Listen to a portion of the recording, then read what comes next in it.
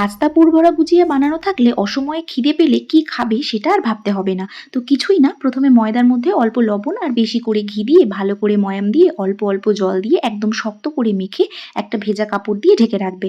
অপরদিকে প্যানে একটু ঘি গরম করে তাতে কুচি করে রাখা ড্রাই ফ্রুটস একটু নেড়েচেড়ে তুলে রাখবে। তাতে আরেকটু ঘি গরম করে একে একে সমপরিমাণ সুজি, খোয়া ক্ষীর ও শুকনো নারকেল গুঁড়ো মিশিয়ে হালকা ভেজে নিতে হবে।